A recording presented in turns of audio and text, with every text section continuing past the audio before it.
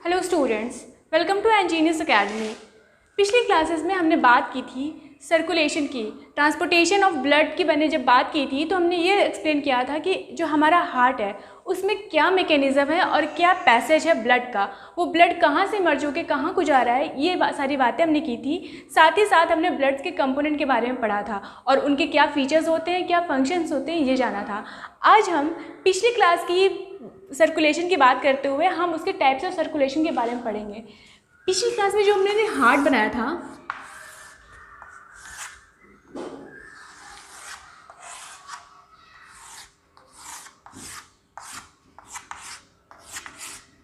और मैंने यहाँ से कुछ आर्टरीज निकाली थी, इसे हम वेना केवा कह रहे थे।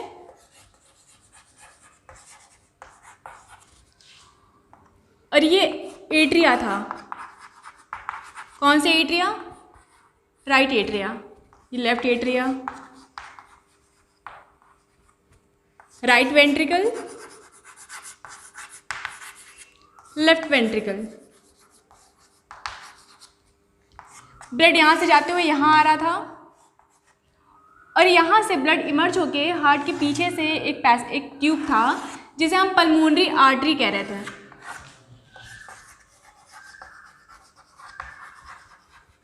पल्मोनरी आर्टरी कह रहे थे। और ये आर्टरी कहाँ जा रही थी? लंग्स में। और ब्लड यहाँ प्यूरिफाई हो रहा था, डीऑक्सीजनेटेड ब्लड ऑक्सीजनेट हो रहा था और ये लंग से फिर हमारे लेफ्ट एट्रिया में आ रहा था। कैसे? पल्मोनरी वेन्स के थ्रू। पल्मोनरी वेन्स के थ्रू। और फिर ये ब्लड हमारे लेफ्ट वेंट्रिकल में आ रहा था और लेफ्ट वेंट्रिकल से एओर्टा के थ्रू हमारी बॉडी में डिस्ट्रीब्यूट हो रहा था। टाइप्स ऑफ सर्कुलेशन मैंने क्यों कहा? क्योंकि हमारा जो हार्ट है वो 4 चैम्बर से मिलकर बना हुआ है और उस 4 चैम्बर्ड हार्ट में डबल सर्कुलेशन हो रहा है। डबल सर्कुलेशन हो कैसे रहा है? ये हमारा बॉडी पार्ट है, ये body part, different body part से ब्लड वेना केवा के थ्रू हमारे हार्ट में इमर्ज हो रहा है। हार्ट में जाते ही ये वेंट्रिकल में आ रहा है, वेंट्रिकल से लंग्स में जा रहा है। जिस वक्त हमारे बॉडी पार्ट से हार्ट में जा रहा होगा ब्लड और हार्ट से बॉडी में आ रहा होगा, ये वाला टर्म जब बॉडी से हार्ट में और हार्ट से बॉडी में जो सर्कुलेशन हो रहा है उसे हम कहते हैं सिस्टेमिक सर्कुलेशन। Systemic circulation. जब कांटेक्ट कहाँ हो रहा है? बॉडी पार्ट से हार्ट में हो रहा है। बॉडी पार्ट से ब्लड हार्ट में जा रहा है और हार्ट से जब बॉडी पार्ट में ब्लड आ रहा है, उस सर्कुलेशन को या उस साइकिल को हम सिस्टेमिक सर्कुलेशन कहते हैं। दूसरा सर्कुलेशन क्या है? जब हार्ट से ब्लड लंग्स में जा रहा है और लंग्स से ब्लड हार्ट में आ रहा है, तो लंग से कोई भी फंक्शन अगर लंग से रिलेटेड हो तो ये दिमाग में बैठा लीजिए। ट्यूब अगर रिलेट हुआ तो पल्मोनरी वेन होगा, आर्टरी रिलेट हुआ तो पल्मोनरी आर्टरी होगी, अगर सर्कुलेशन हुआ तो वो पल्मोनरी सर्कुलेशन होगा। Pulmonary circulation. हमारे हार्ट से रिलेटेड कोई भी चीज़ या कोई भी फंक्शन, कोई भी डिजीज़ जब भी होता है हम उसे पल्मोनरी कह के डिनोट करते हैं। अगर वो वेन से है, जो लंग से रिलेटेड है, तो पल्मोनरी वेन हो गया। अगर आर्टरी है तो पल्मोनरी आर्टरी। सर्कुलेशन की हम बात कर रहे हैं कब? जब हार्ट से लंग्स में ब्लड जा रहा है और लंग से हार्ट में आ रहा है, तो वो सर्कुलेशन क्या होगा? Pulmonary circulation. तो हमारा जो हार्ट है वो 2 सर्कुलेशन कौन कौन सा कर रहा है? पहला सिस्टेमिक सर्कुलेशन, सिस्टेमिक सर्कुलेशन, और दूसरा पल्मोनरी सर्कुलेशन।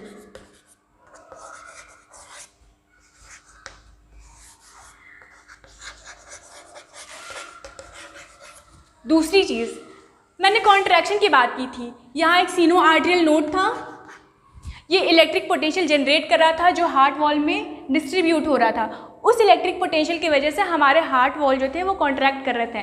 जब पहला कॉन्ट्रैक्शन हो रहा था तो राइट एट्रिया से ब्लड राइट वेंट्रिकल में जा रहा था और लेफ्ट एट्रिया से ब्लड लेफ्ट वेंट्रिकल में जा रहा था। और जब दूसरा कॉन्ट्रैक्शन वेंट्रिकल में हो रहा था तो वेंट्रिकल से ब्लड एओर्टा में जा रहा था और राइट वेंट्रिकल से ब्लड पल्मोनरी आर्टरी में जा रहा था। यस, तो ये 2 साइकिल हैं, मतलब 2 कॉन्ट्रैक्शंस हो रहे हैं, और ये पूरा का पूरा जो कॉन्ट्रैक्शन साइकिल है इसे हम कहते हैं कार्डियक साइकिल। Cardiac cycle. और हमारा जो ब्रीदिंग रेट होता है या एक साइकिल जो होता है उसे हम एक हार्ट बीट लेते हैं। एक हार्ट बीट क्या होता है? जो 1 हार्ट बीट होता है वो हमारा एक कार्डियक साइकिल होता है। अगर एक कार्डियक साइकिल कंप्लीट हो रहा है हमारे हार्ट में तो हमारा फर्स्ट हार्ट बीट आता है, फिर दूसरा साइकिल होगा, दूसरा हार्ट बीट, तीसरा साइकिल, तीसरा हार्ट बीट, ऐसे करके ये कार्डियक साइकिल कंटिन्यू रहता है और हमारा हार्ट बीट होता रहता है। दूसरी चीज़ कि हमारे ये जो वॉल्स हैं, इसके बीच में वॉल्स की मैंने बात की थी, ये बाइकस्पिड और ट्राइकस्पिड वॉल्स होते हैं। यहाँ पर 2 वॉल्स यहाँ होते हैं और 2 वॉल्स यहाँ पर होते हैं। यहाँ पर वॉल्स क्यों होते हैं? इस ट्यूब में वॉल इसलिए होते हैं क्योंकि मैंने पिछली क्लास में बताया था कि हार्ट से जब ब्लड निकल रहा होता है तो वो ब्लड बहुत ही हाई प्रेशर में होता है। तो जब ये हाई प्रेशर में होगा तो इसके फ्लो को गाइड करने के लिए यहाँ पे एक वॉल्व होना बहुत ज़रूरी है जो इसके दूसरे डायरेक्शन में फ्लो को रोक सके। कभी कभी ऐसा भी हो सकता है ना कि ब्लड वापस जाने लगे, तो इस ब्लड को वापस जाने से कौन रोकता है? ये वॉल्व रोकता है। तो जब ये पहला वॉल्व खुलता है, ये जब पहला वॉल्व खुलता है तो साउंड आता है लब, और दूसरा वॉल्व खुलता है तो डब। और ये लब डब ये हमारे हार्ट बीट के साउंड्स हैं। जब भी हम स्टेथोस्कोप, फर्स्ट ऑफ ऑल कि हमारा हार्ट बीट जो मेज़र किया जाता है, हार्ट बीट नहीं प्रेशर, जो हमारे हार्ट में जो प्रेशर होता है वो इंस्ट्रूमेंट, उस इंस्ट्रूमेंट को हम कहते हैं स्फिग्नोमैनोमीटर। स्फिग्नोमैनोमीटर,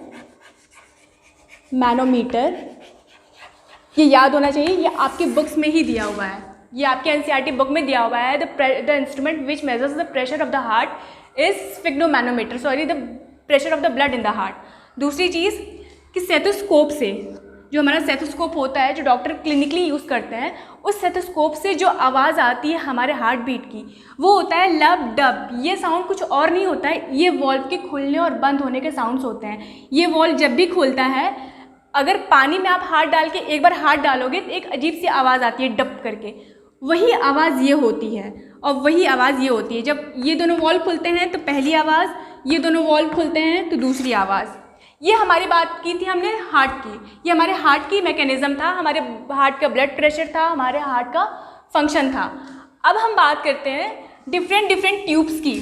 आर्टरीज़ क्या होती हैं, वेन्स क्या होती हैं और कैपिलरीज़ क्या होती हैं। फर्स्ट ऑफ ऑल आर्टरीज़, जो बायोलॉजिकल टर्म है, जो बायोलॉजिस्ट हैं डिफरेंट फील्ड से और मेडिकल फील्ड से, उन्होंने आर्टरीज को डिफाइन किया कि arteries are those tubes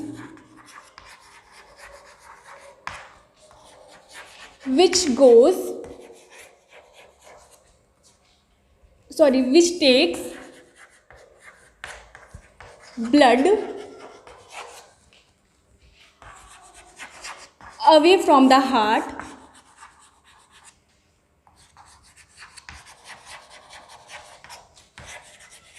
to different part of the body, to different parts of the body। ध्यान देना इस डेफिनेशन पे। ये डेफिनेशन कह रहा है those tube which takes blood away from the heart to the different part of the body. और अभी हमने जो हार्ट का स्ट्रक्चर देखा था, जो डायग्राम देखा था, उसमें पल्मोनरी आर्टरी की मैंने बात की थी। वो आर्टरी कहाँ जा रही थी? हार्ट से लंग्स को जा रही थी। और यहाँ कह रहा है कि different part of the body. तो अब हमारा डेफिनेशन इस चैप्टर के अकॉर्डिंग क्या होगा? Accept pulmonary artery.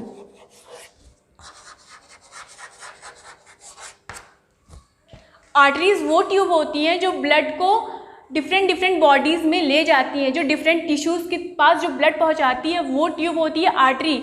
लेकिन हार्ट का जब हमने डायग्राम देखा था तो वहाँ देखा था कि आर्टरीज लंग्स में जा रही थी। इसलिए इस आर्टरी की डेफिनेशन को ये पल्मोनरी आर्टरी सेटिस्फाई नहीं करती है, हमेशा ये डेफिनेशन इसके बिना इनकम्प्लीट रहेगी। Those tube which takes blood away from the heart to the different part of the body except pulmonary artery and same satisfies the veins also. Veins का क्या कहना है? Those tubes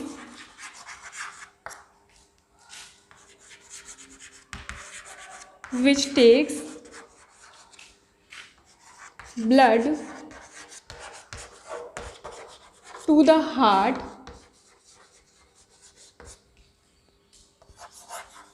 from different part of the body.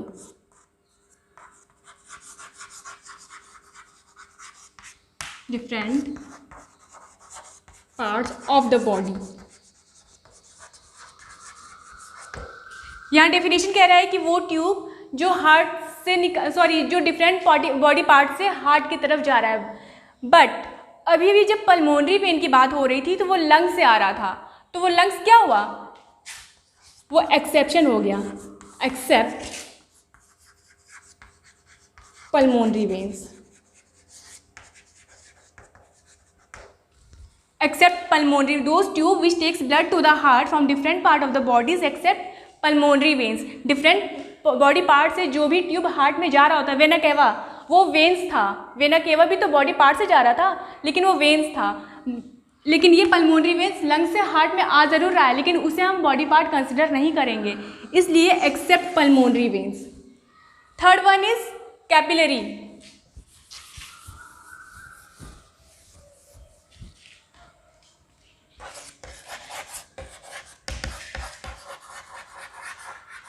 Capillaries की हम बात करते हैं।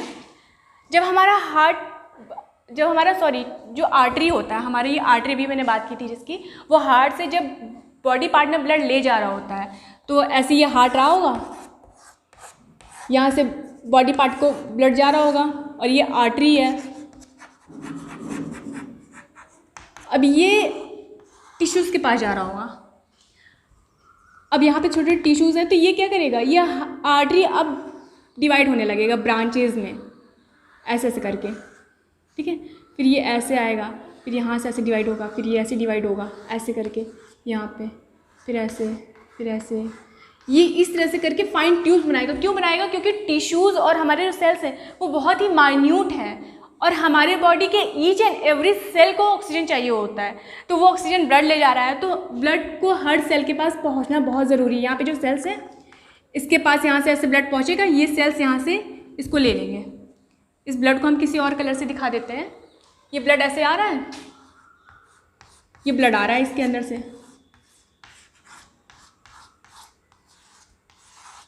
और ये बीच में हमारा सेल है ऐसे।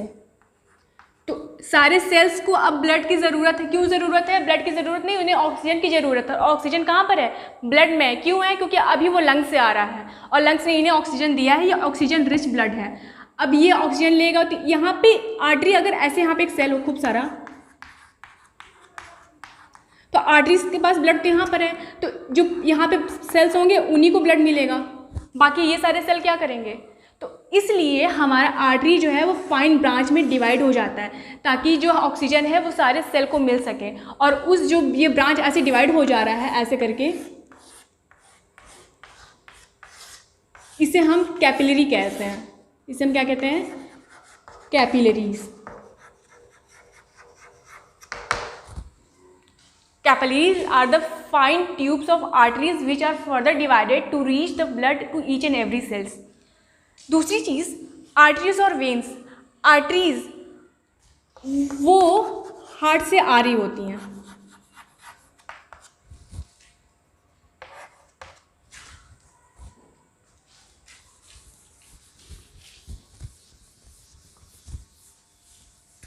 आर्टरीज और वेन्स। हार्ट में मैं बार बार बता रही हूँ कि हार्ट से जो भी ट्यूब इमर्ज हो रही है यहाँ से या यहाँ से, जो हार्ट से निकलती हुई ट्यूब है वो बहुत ही हाई प्रेशर में रहता है। ब्लड बहुत हाई प्रेशर में रहता है, तो इसके वॉल्स को भी हमेशा रिलैक्स होने की ज़रूरत है ये क्यों हम बता रहे हैं? इसलिए बता रहे हैं क्योंकि आर्टरीज और वेन्स में एक और डिफरेंस होता है। आर्टरीज जो होती हैं इनके वॉल्स बहुत थिक होते हैं, इनके वॉल्स बहुत ज़्यादा थिक होते हैं और यहाँ ब्लड हाई प्रेशर में होता है। आर्टरीज क्या थी? यहाँ पे ये एओर्टा था, ये एक आर्टरी थी और यहाँ पे ब्लड जो निकल रहा होगा ये बहुत ही हाई प्रेशर में होगा। यहाँ पे भी बात करें, यहाँ पे लंग्स था और यहाँ से ये पल्मोनरी आर्टरी थी।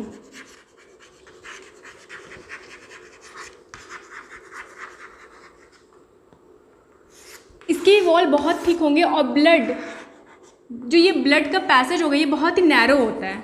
हमेशा याद रखना, आर्टरीज के वॉल जो रहते हैं वो थिक होते हैं। वॉल आर थिक,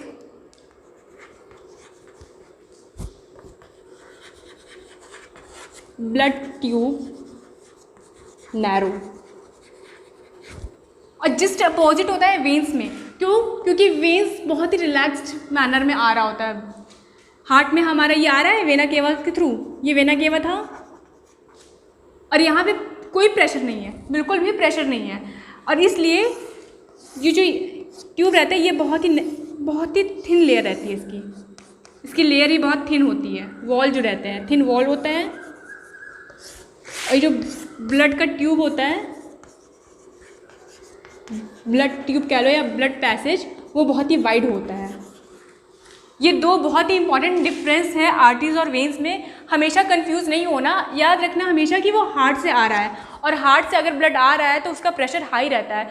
उस हाई प्रेशर के अंडर में जो ब्लड फ्लो है उसको रोकने के लिए इसका जो वॉल है वो वाइड हो जाता है और जैसे ही उसका वॉल थिक होता है वैसे ही ये ब्लड जो रहता है वो बहुत ही नैरो वे में जा रहा होता है।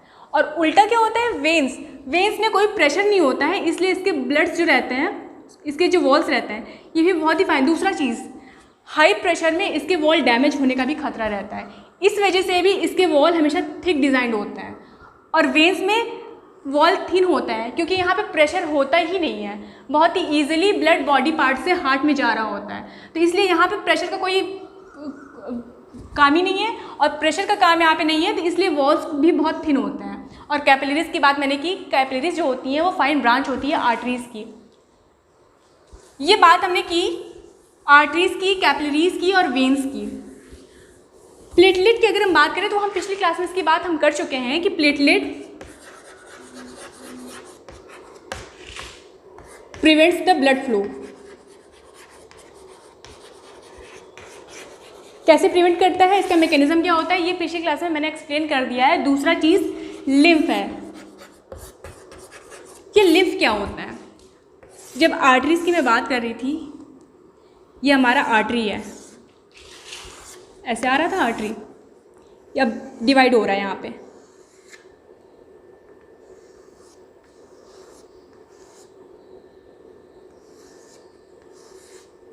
ऐसे है दो कैपिलरीज, ये कैपिलरी है, ये कैपिलरी, ये आर्टरी, सारे सेल में ब्लड रीच हो, इस वजह से ये डिवाइड हो जा रही है आर्टरी। लेकिन फिर भी कुछ सेल्स ऐसे होते हैं, जैसे यहाँ पर अगर हम सेल ले लें कुछ, ये हो गया, यहाँ पे हम सेल ले लेते हैं कुछ ऐसे करके, यहाँ पे ब्लड आ रहा है,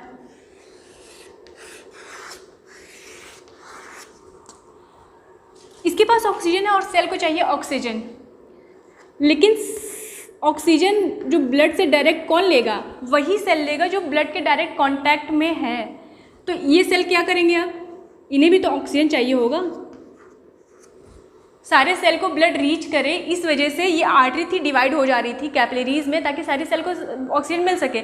लेकिन डिवाइड होने के बाद भी कुछ सेल्स ऐसे हैं जो ब्लड नहीं ले पा रहे हैं या ऑक्सीजन नहीं ले पा रहे हैं। इस कंडीशन में होगा क्या कि ब्लड का रेड कंपोनेंट जो था हमारा आरबीसी, ये हमारा ब्लड का रेड कंपोनेंट था, इस आरबीसी को छोड़कर जितने भी ब्लड कंपोनेंट है इंक्लूडिंग द प्लाज्मा, प्लाज्मा हो गए, सारे WBC और जितने भी ब्लड के सेलुलर कंपोनेंट होते हैं वो ये जो स्पेस है यहाँ के सेल के बीच की जो स्पेसेस हैं इसमें से ये निकल कर बाकी सारे सेल्स के पास पहुँच जाएंगे। इसमें से ऐसे करके बाकी सारे सेल के पास ये पहुँच जाएंगे ऐसे। और जो सिर्फ RBC ही तो नहीं है, बाकी सारा जो सेलुलर कंपोनेंट है, प्लाज्मा है, ये ब्लड के पास होगा, सॉरी सेल के पास होगा। तो ये जो फ्लूइड पहुंच रहा है, ये फ्लूइड मैट्रिक्स जो बीच के सेल के पास जा रहा है, उसे ही हम लिम्फ कहते हैं। यही लिम्फ होता है। और लिम्फ का क्या फंक्शन होता है? न्यूट्रिशन की जब मैंने बात की थी तो वहाँ पे मैंने कहा था कि केमिस्ट्री में मिसल फॉर्मेशन होगा, उस मिसल फॉर्मेशन को ध्यान में रखकर फैट को देखना कि फैट कैसे डाइजेस्ट हो रहा है। वो फैट को डाइजेस्ट करने में ये हेल्प करता है।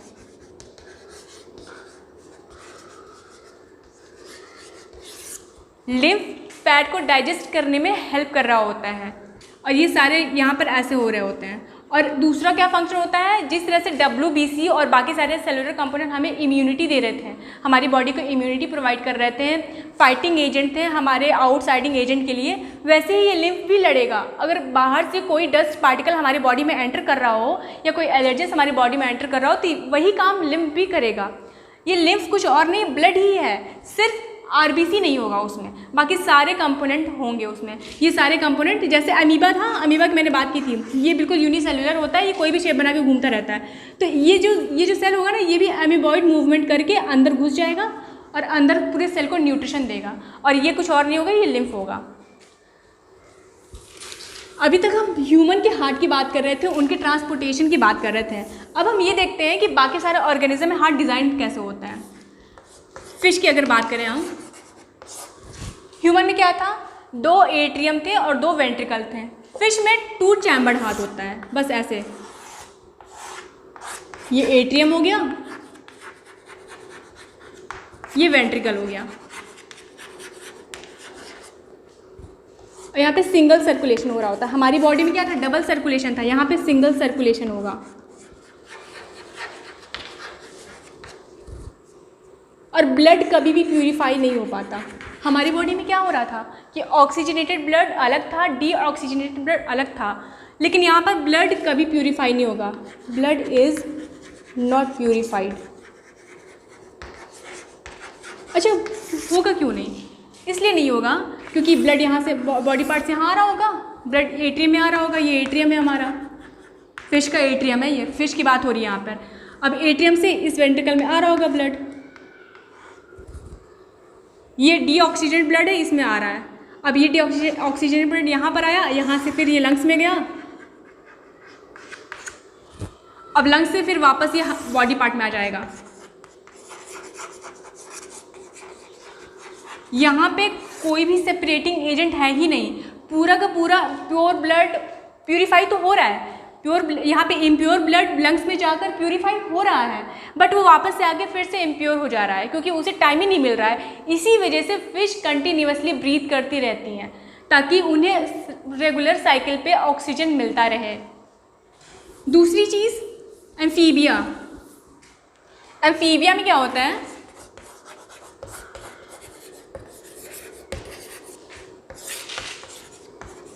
ये 2 चैम्बर्ड हार्ट होता है, 3 चैम्बर्ड हार्ट। 3 चैम्बर्ड हार्ट कैसे? 2 एट्रियम होते हैं ऐसे और 1 वेंट्रिकल होता है ऐसे। यहाँ पर भी ब्लड प्यूरिफाई नहीं होता, यहाँ पर भी प्योर और impure gets mixed, pure and impure gets mixed. Pure और इम्प्योर यहाँ पर भी मिक्स हो जाते हैं। क्यों होते हैं? क्योंकि यहाँ से आ रहा होगा ब्लड, फिर यहाँ पे आ रहा होगा, यहाँ से लंग्स में जा रहा होगा, लंग्स इसमें आ रहा होगा, फिर ये इसमें आ गया। तो प्योर भी आ रहा है, इम्प्योर भी आ रहा है, तो यहाँ पर भी ब्लड प्यूरिफाई नहीं होता है। इसलिए कभी ध्यान देना, फ्रॉग जो होता है ना, फ्रॉग को कभी देखना लैंड पे तो कंटिन्यूसली वो वाइब्रेट करता रहता है। फ्रॉग की स्किन जो होती है वो कंटिन्यूसली वाइब्रेट करती है क्योंकि वो स्किन से ही ब्रीथ करता है। उसका जो फ्रॉग का स्किन होता है वही ब्रीदिंग एजेंट होता है, तो वो ब्रीथ कर रहा होता है, उसकी स्किन कंटिन्यूसली वाइब्रेट कर रही होती है। इसी वजह से, क्योंकि वो कंटिन्यूसली ब्रीथ कर रहा होता है, उसे भी ऑक्सीजन की सप्लाई बहुत तेज़ी से चाहिए हो रही होती है। ये एम्फीबिया था। And just for the knowledge I am telling you कि एम्फीबिया में सिर्फ एक एक्सेप्शन है, वो है क्रोकोडाइल। इसके पास 4 चैम्बर्ड हार्ट होता है। कॉम्पिटिटिव एग्जामिनेशन ऑफ यू से ये बहुत इंपॉर्टेंट क्वेश्चन है, हमेशा ही पूछा जाता है कि कौन सा एम्फीबिया है जिसके पास 4 चैम्बर्ड हार्ट होता है, तो ये क्रोकोडाइल होता है। और इसके बाद बर्ड्स एंड ह्यूमंस की बात करते हैं, तो इनके पास 4 चैम्बर्ड हार्ट होता है।